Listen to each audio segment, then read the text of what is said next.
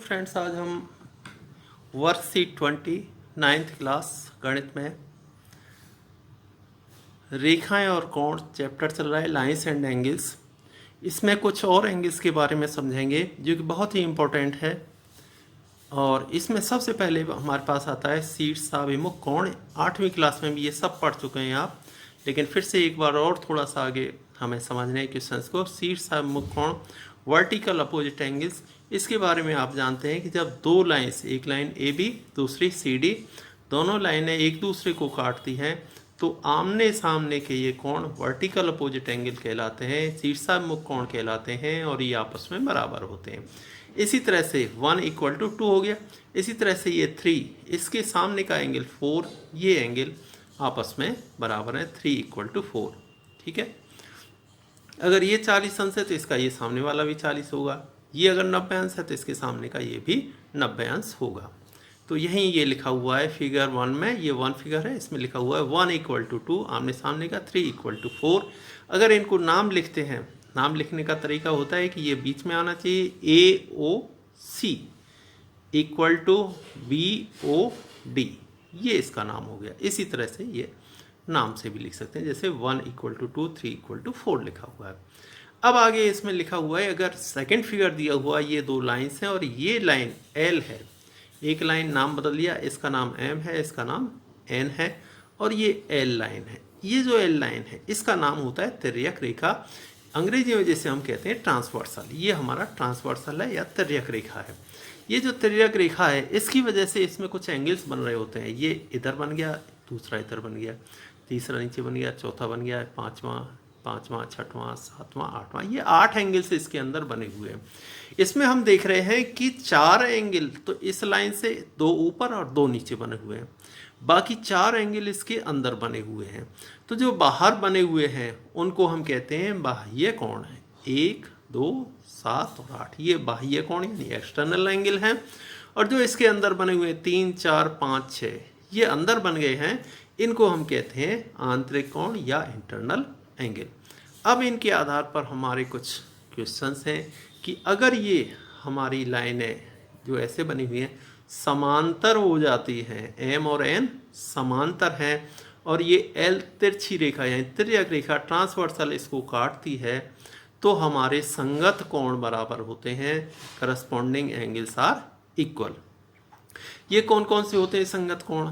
संगत कोण ऐसे हैं, देखो ये 1 है तो इसका ऊपर, ये ऊपर वाला 1 = 5 होगा, इधर से ये 2 = 6 होगा, ऊपर से ऊपर की साइड वाले, नीचे के 3 = 7 और 4 = 8, ये हमारे संगत कोण कहलाते हैं। 1 ऊपर का 1, ऊपर का 5, ऊपर का 2, ऊपर का 6, नीचे का 3, नीचे का 7, नीचे का 4, नीचे का 8, ये कहलाते हैं हमारे संगत कोण। वही यहाँ पर सारा लिखा हुआ है। कोण 1 का संगत 5 हो गया, 2 का 6 हो गया, आपस में बराबर हो गए। ठीक है। 4 = 8 के, ये 4 = 8, ये 3 = 7, 1 = 5, 2 = 6। अब एक और कोण होते हैं एकांतर अंतः कोण, ऑल्टरनेट इंटीरियर एंगल। इंटीरियर का मतलब अंदर वाले। ये जो अंदर वाले हैं इनमें से एकांतर कोण कौन से होते हैं? ये जो लाइन क्रॉस कर रही है अपोजिट डायरेक्शन में, देखें, एक यहाँ है, दूसरा यहाँ, ये एकांतर होता है। 4 और 6 ये आपस में बराबर होते हैं। इधर से 3 तो इधर का 5, इधर का 3 और इधर का 5, ये हमारे कहलाते हैं एकांतर अंतः कोण, ऑल्टरनेट इंटीरियर एंगल्स। इसी तरह से बाहर भी बनते हैं, इधर को ये बाहर है, इधर को ये बाहर है, तो 1 और 7 ये ऑल्टरनेट एक्सटीरियर एंगल या एकांतर बाह्य कोण कहते हैं। ये भी बराबर होते हैं, 1 = 7 के और 2 = 8 के, इधर का 2, इधर का 8, ये कहलाते हैं एकांतर बाह्य कोण, ऑल्टरनेट एक्सटीरियर एंगल। अब 2 सवाल हैं, बहुत आसान है, इन्हें आप कर सकते हैं। ये AB और CD समांतर रेखा, ये तिरछी रेखा ट्रांसवर्सल इसको काट रहा है, तिर्यक रेखा।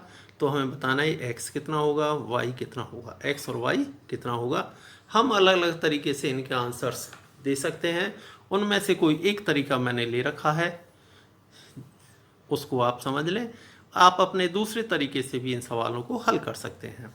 मैंने जो लिया हुआ है 130, ये दो लाइनें काट रही हैं आपस में, तो ये शीर्षाभिमुख कोण यानी वर्टिकल अपोजिट एंगल हो गए, तो ये 130 है तो ये भी 130 हो गया।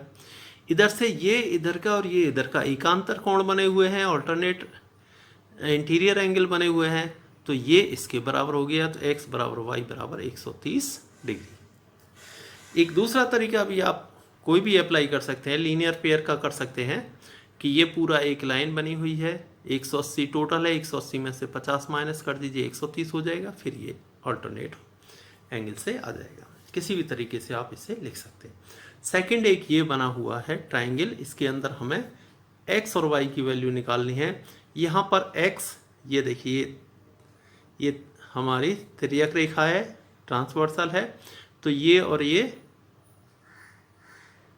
ऑल्टरनेट एंगल हो गए, तो x बराबर 50 डिग्री हो गया एकांतर कोण से, यानी ऑल्टरनेट इंटीरियर एंगल से।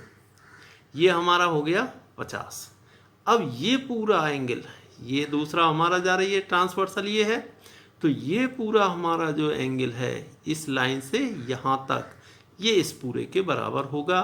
तो 50 प्लस वाई इक्वल टू 127, 50 को इधर ले गए, 50 को इधर ले गए, तो y equal to 127 minus 50, 77 degree, ये इसका आंसर आ गया। आप कोई दूसरा मेथड भी इनको निकालने के लिए इस्तेमाल करते हैं तो वो भी सही होगा।